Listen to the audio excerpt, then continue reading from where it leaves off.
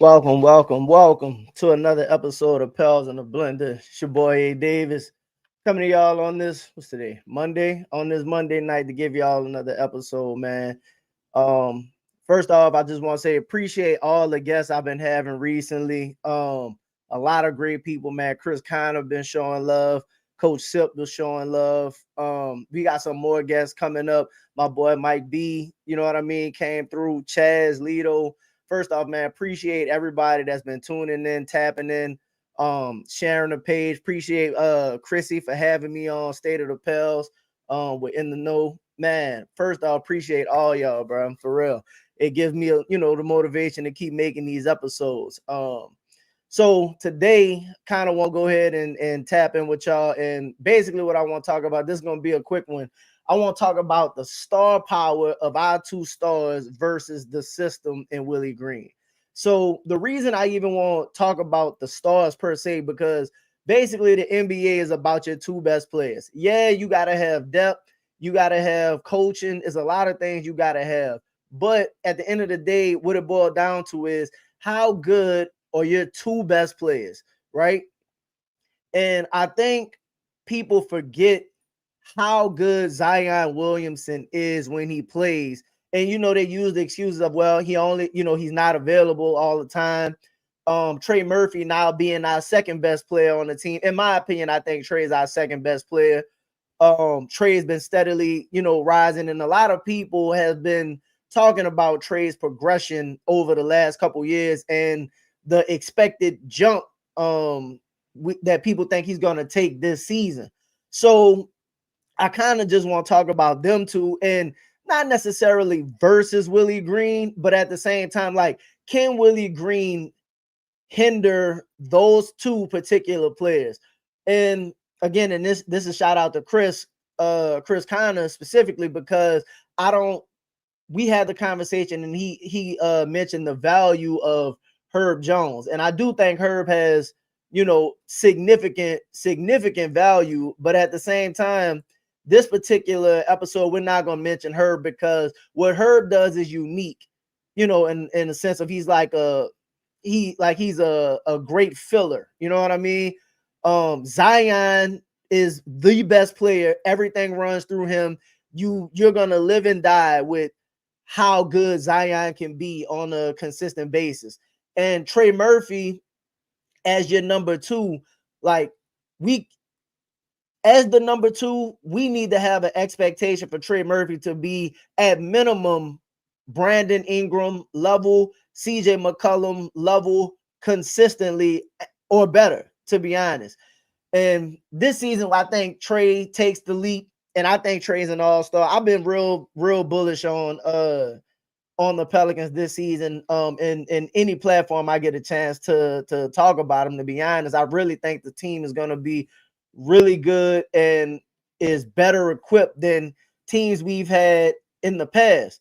So why per se? So Zion only played 30 games, and we already know, hey, the 30 games is the problem and why people picking the Pelicans. At least it seems like that must be the reason why they're picking the Pelicans to win 30 games this season. It can't be because of the talent on the team, in my opinion.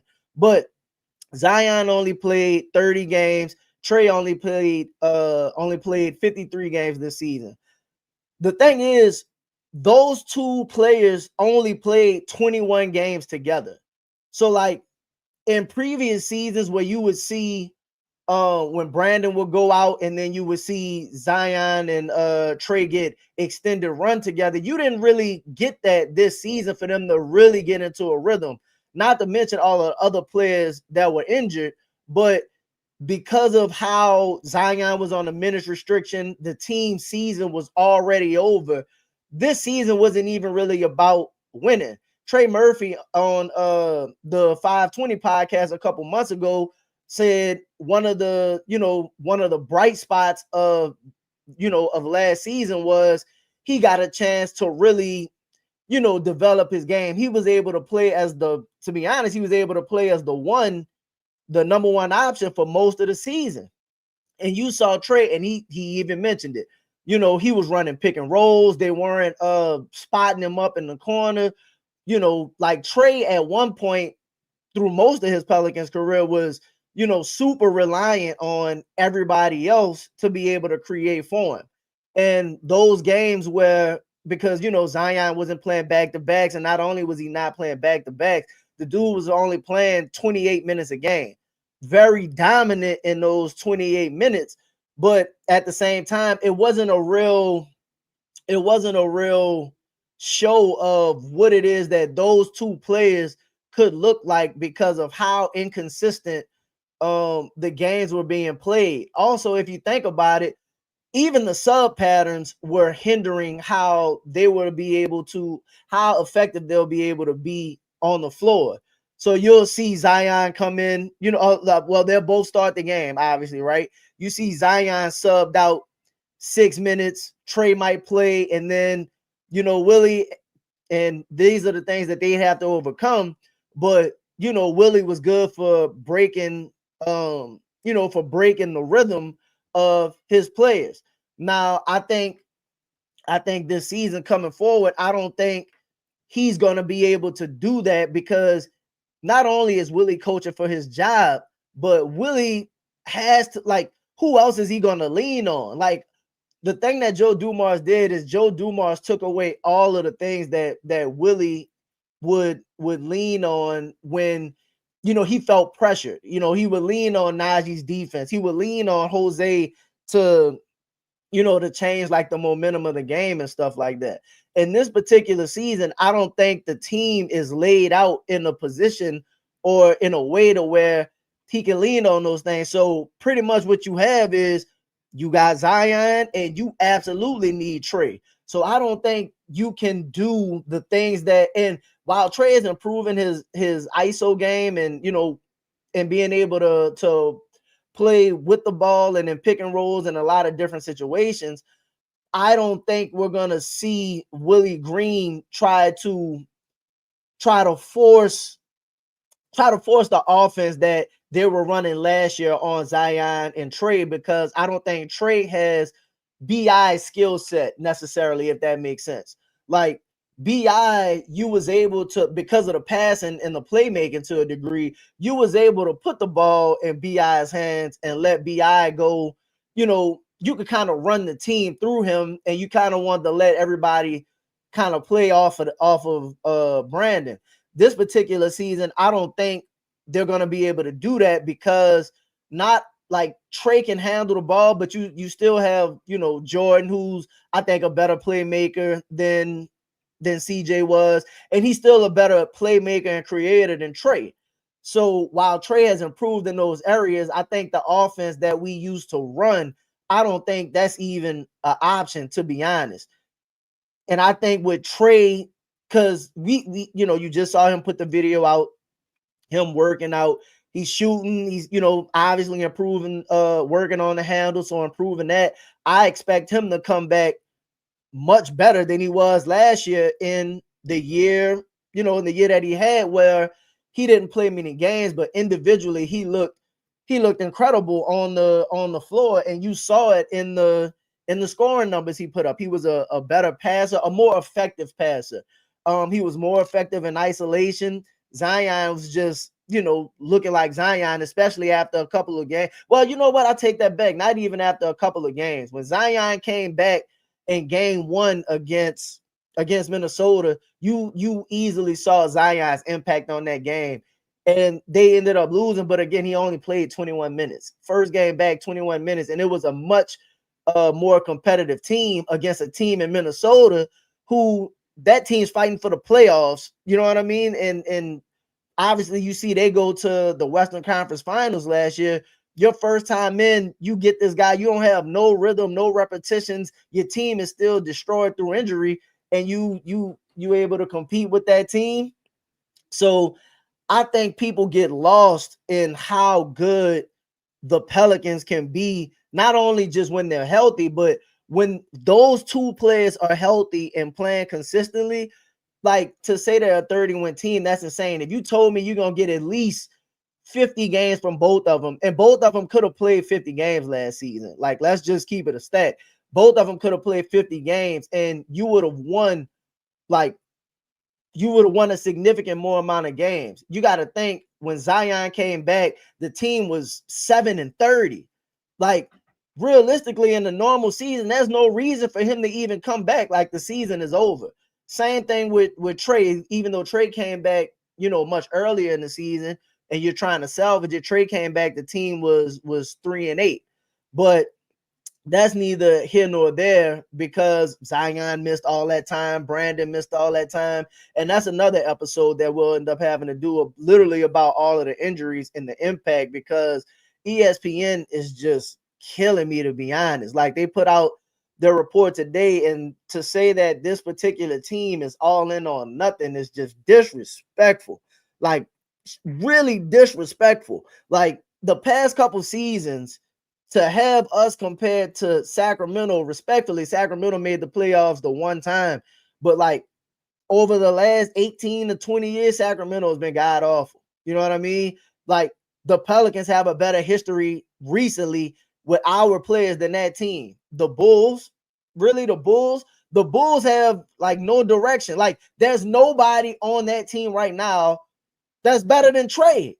Like, and that's just my opinion. I don't think there's nobody on the Bulls right now that's better than Trey Murphy. So why would they put us in a category with that particular team?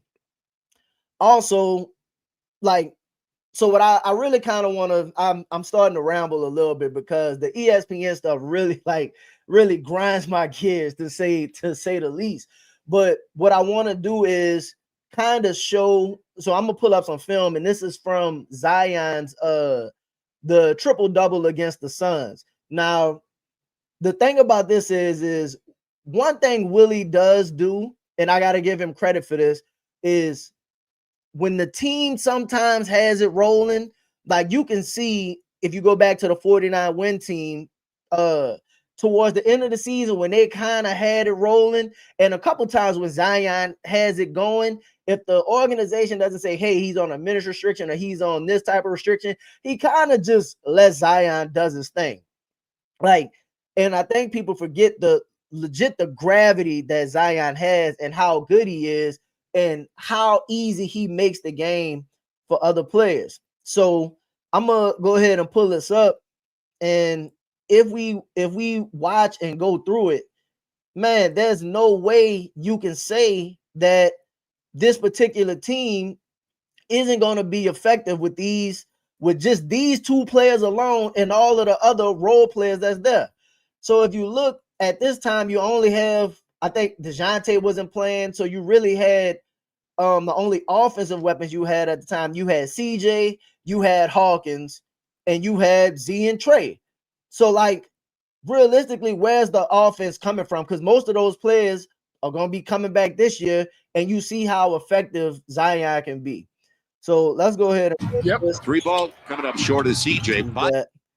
And again, Zion at this point in his career, in my opinion, is more dominant than people give him credit for, because not only is he attacking the rim, he was a better rebounder also when he came back in those games.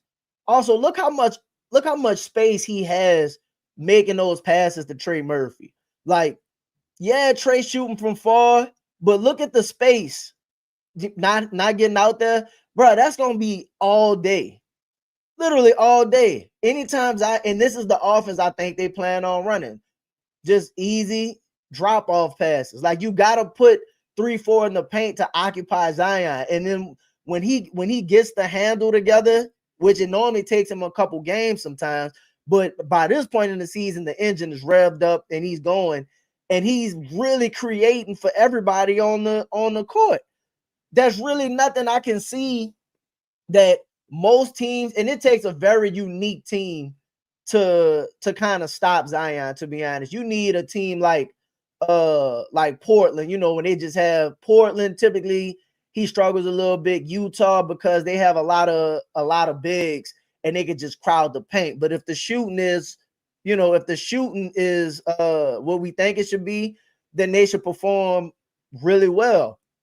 Again, Zion on the break, you gotta crowd the paint. Look at the open threes. All you gotta do is knock it down, because they're gonna create those shots. Like, I don't really understand. Like, if Zion is on the floor, and again in this game, like the thing about Zion is when he doesn't shoot the ball, 20 to 25 times a game because he's ultra efficient. Like, he only ended up with 27 in this game, but it's a dominant 27. Like, the impact on the game is like Zion's game is deflating. That's 2 7-footers down there, my boy. You know what I mean? Bullying them. Give me that. Take it from you. Get out the way. You don't want, bro. You're not trying to go up with this dude. Run. Look, trade pick and rolls. You got to stay and help. Kevin Durant can't leave Trey Murphy. That's an ISO. That's easy money. What's going to change this season? Nothing. Now, the only thing I don't like is how hard he has to work to score these buckets.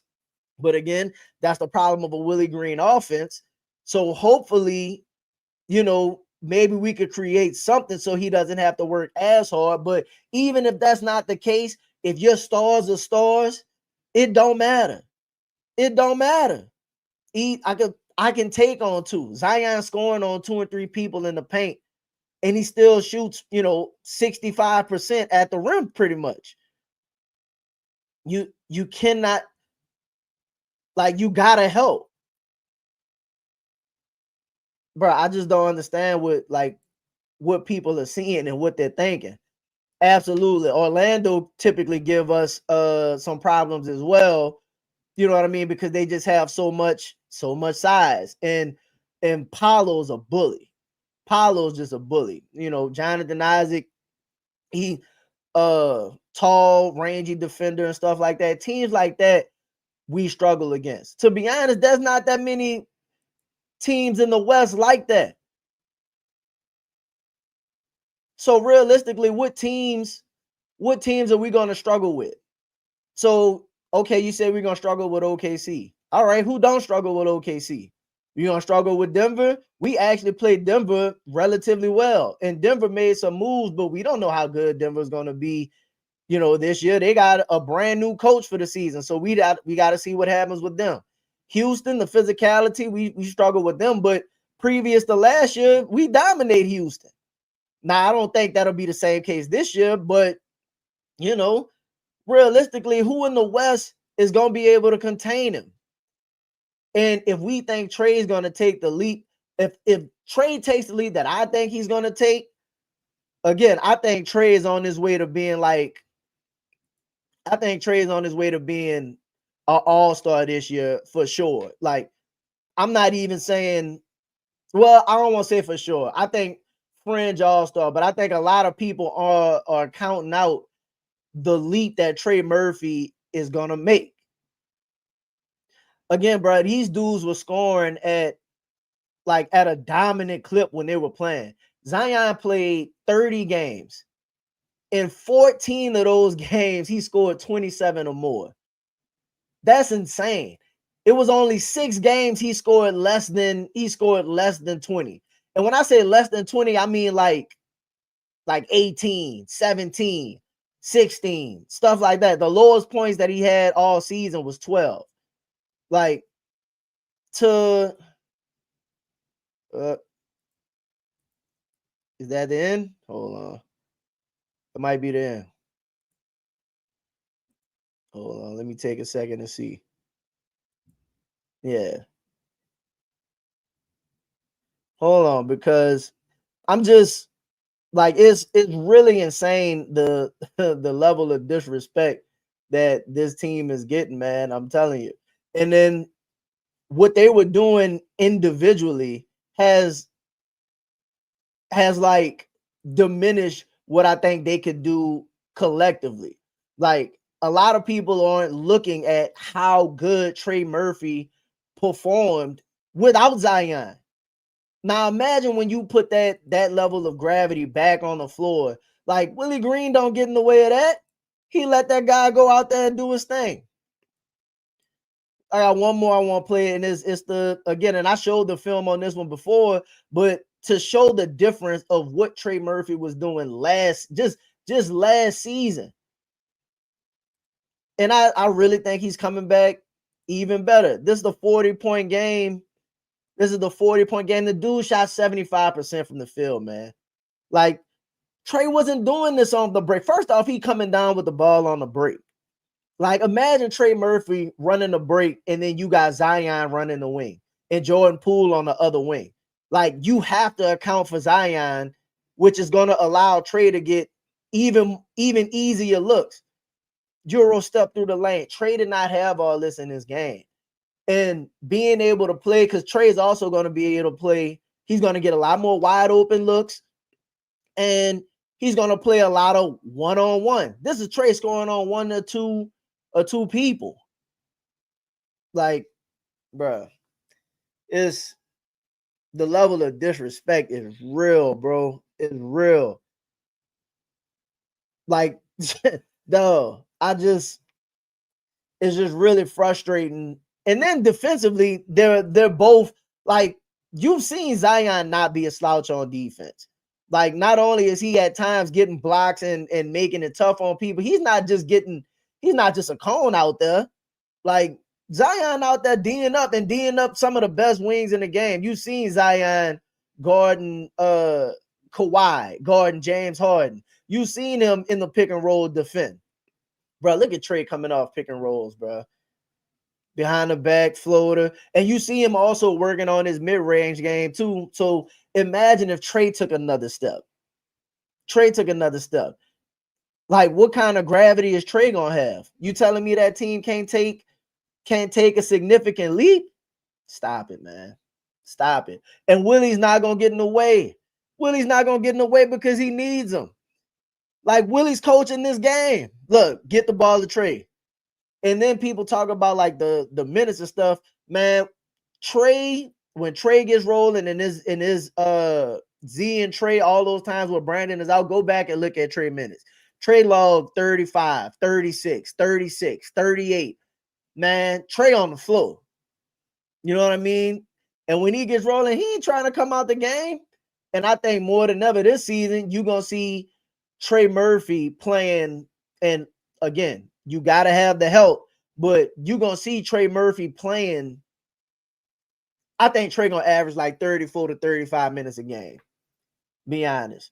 And last year, I think he averaged about 30, 33, 34, something like that. And again, the team was god awful. There's nobody out there. There's no Herb Jones. You know what I mean? There's no DeJounte Murray. DeJounte got hurt January 31st. Like, Z's last game was March 19th, right? So think about this. Z came back January 7th against Minnie. He came back January 7th. DeJounte went out January 31st. It wasn't even a full month of them three being able to play together. You know what I mean? Zion's last game was March 19th, one game after Trey messed the shoulder up. He hurt the shoulder March 17th. First, you know what I mean? 49 seconds into the game, Trey hurt the shoulder. Zion played one more game, took the hard fall against Minnesota, and they was like, all right, we done. Shut him down. And you saw how Zion looked in the last game. Bruh, this is a minute 37 left. Trey Murphy ISOing Derek White. Come on, bro. Like, being able to add that player back on the court, bro. These two dudes going down. They gonna kill. Like, we already know, and I don't want to compare this team to OKC. They're not OKC. Like, let's just get that. I'm not doing that. But what was the leap that OKC took? Yes, SGA took his game to another level, undoubted.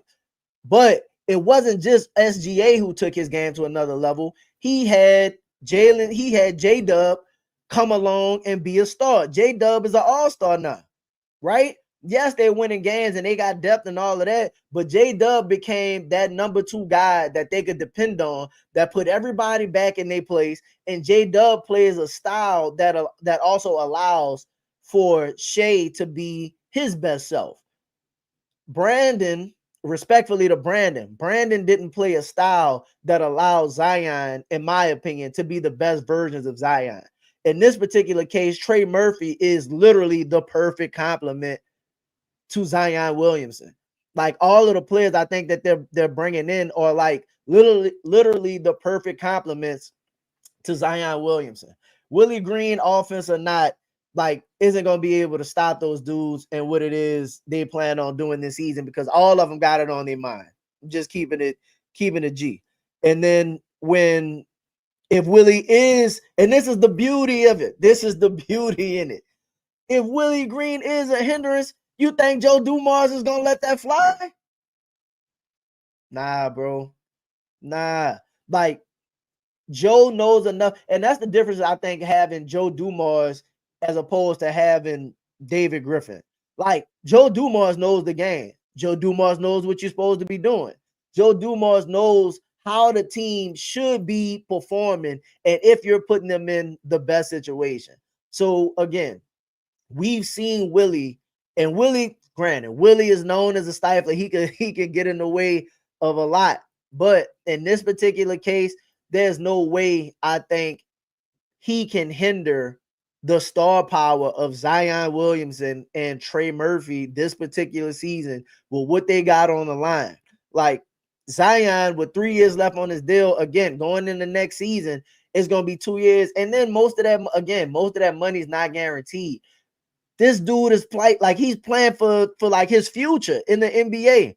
And they say everybody's saying the right thing. You got Perkins saying he's doing what he's supposed to. You got Dumars saying he's doing what he's supposed to. His agent saying he's doing what he's supposed to.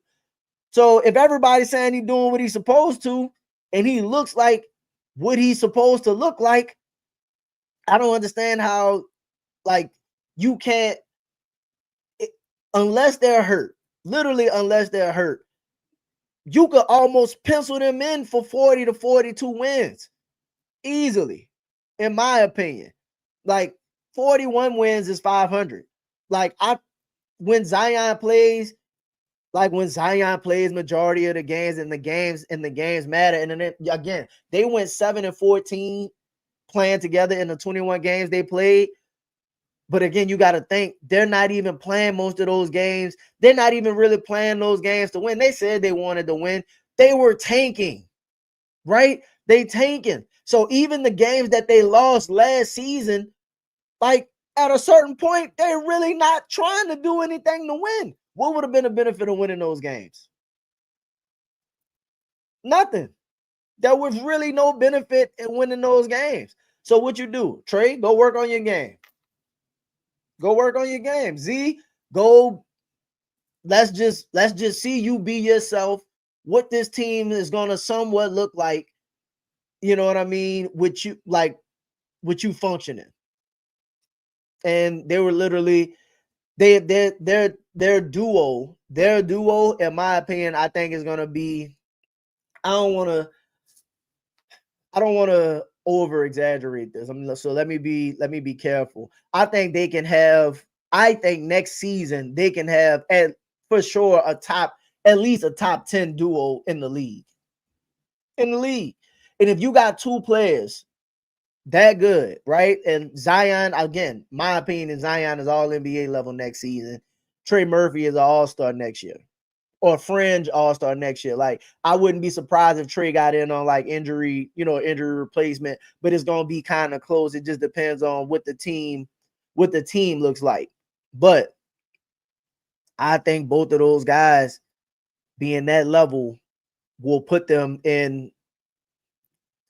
We're gonna see, man. Y'all gonna see. ESPN, they've been going hard on our team, bro. And I just don't think, I think it's lazy reporting. I think is boring. I think it's the easy thing to say about the Pelicans. I don't think they're really doing any research into the team and the players that we picked up. They kind of talk about it when they have to, but nobody's really looking at the team. The last thing I'll say about this is, if our team's supposed to be so bad, why everybody want our players? Can we answer that? If the team is so bad, like, when your team is that bad, nobody will trade for your players. You can't give them away.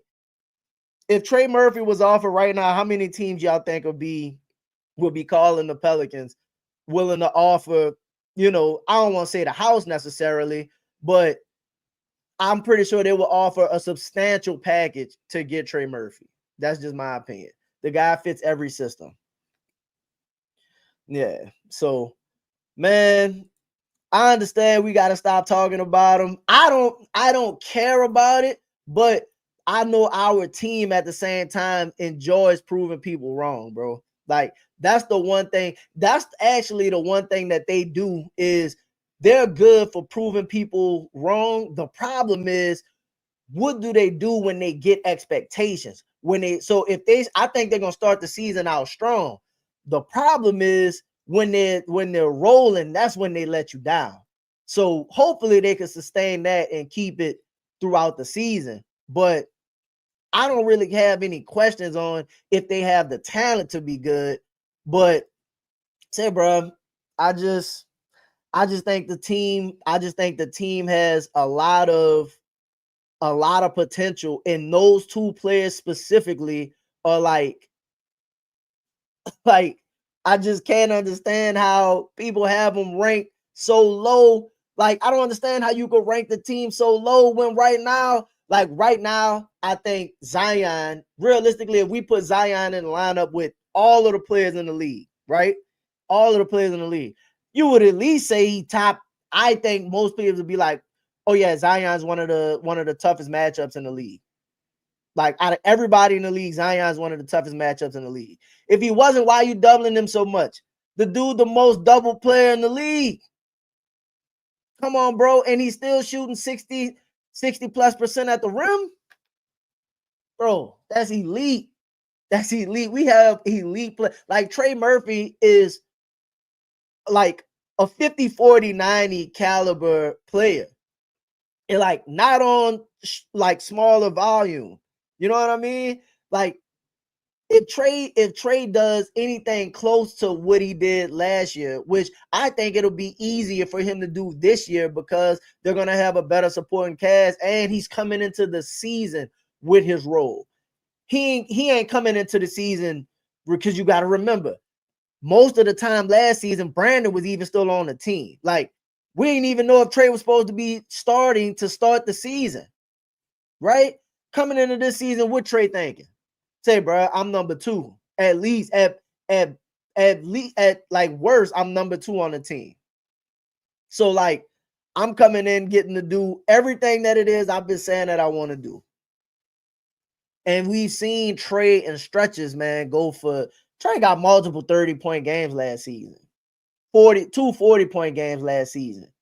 Like, multiple times over 20 and 25. Z's literally unstoppable. The 2 triple doubles, you've seen Z go 37, 30s. Like, it's, bruh, the dudes are really elite. So again, to kind of round it out, because I don't want to just keep dragging on. But to answer the question, can they thrive under Willie Green? We've seen them thrive. We've seen them like overshadow Willie Green. Like, we've already seen them do that. So I do not think that Willie Green, as much as I do think we need a coaching change, and not to be overly disrespectful, you know what I mean? I think Willie, to Willie's defense, when he has had Zion with no Brandon and Trey, it's been multiple times you've seen him let Zion go. Hey, bro, it's your show. Go do your thing. That time they was the number 1 seed, Zion go crazy. And he did.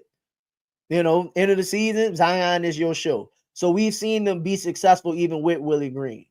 Now, it's going to be a new season, new sheriff in town with Joe.